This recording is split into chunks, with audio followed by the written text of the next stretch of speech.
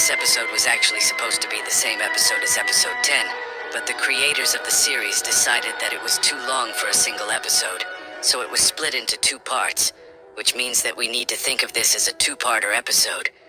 There actually is one more thing which was revealed in the comments section of episode 11.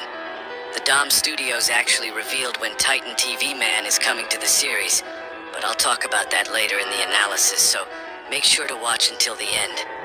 This episode starts right at the second where Magnet Toilet came in to kill the special agents that were in the bunker, and we can actually see magnets orbiting around him ready to kill everyone. And ends one of his magnets flying to the roof of this bunker, causing to collapse. But it doesn't go well for him. Toilet easily uses his magnets to rip off the hand cannons and make them unusable. But this doesn't affect the outcome because in my leaks video we talked about how Titan Speakerman now has flamethrowers on his back. And this upgrade actually appeared in episode 9.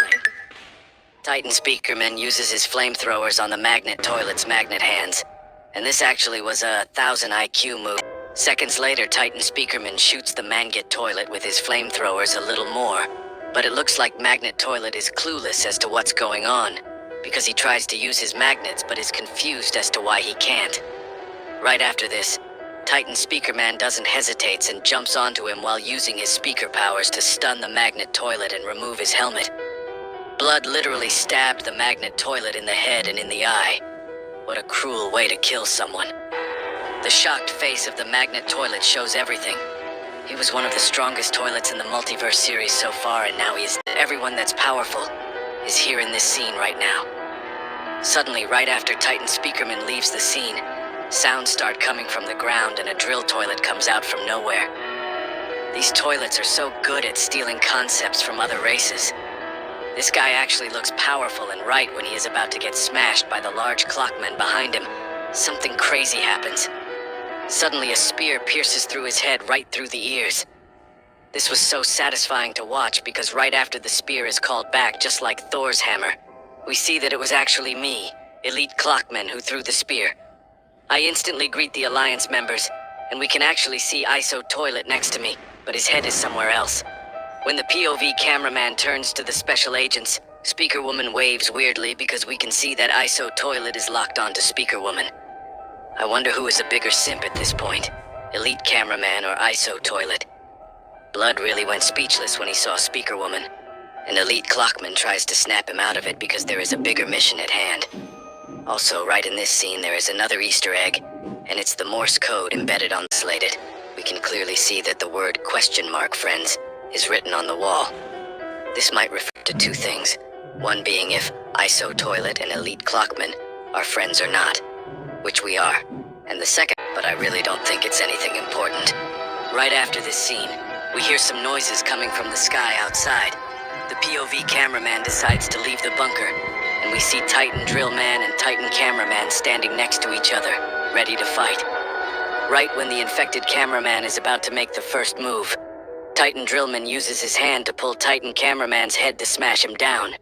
But sadly, the infected Titan Cameraman gets up easily and counters Titan Drillman by pulling him by the chains, smashing him with his hammer to knock him down. We also see him gripping his hammer as tightly as possible to smash Titan Drillman once more, and his hammer actually breaks while hitting Titan Drillman. This shows how strong Titan Drillman's armor is.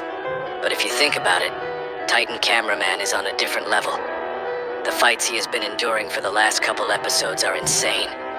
After his hammer gets smashed, he does something really smart because he actually uses it as a spear and attacks Titan Drillman's weakest spot, which is the glass core in his chest.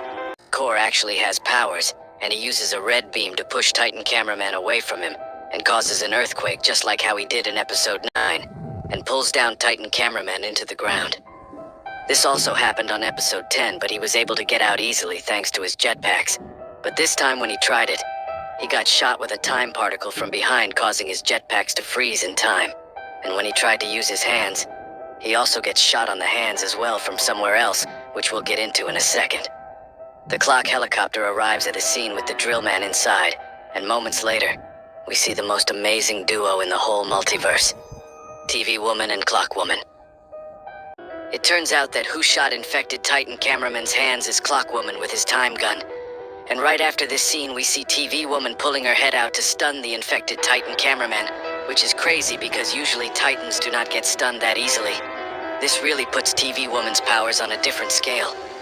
While he is stunned, Drillman manages to pull out the parasite from Titan Cameraman's neck, and the Octo Drillman actually cuts on the parasite, but it tries to escape.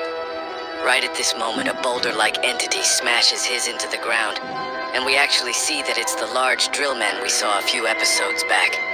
Now we know that he can actually turn into a boulder, and has a huge drill behind him. It's kinda similar to Camera Woman's powers, and how she transforms when she's shooting his weapon.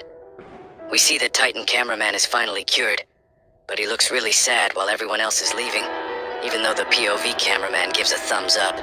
Titan Cameraman doesn't because he probably feels really bad about everything he caused, and he knows that it's on him because if he was a little more careful, he could have avoided being infected.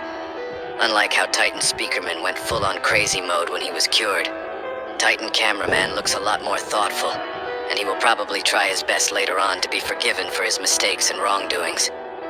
But this leaves the same question we have on the original series as well.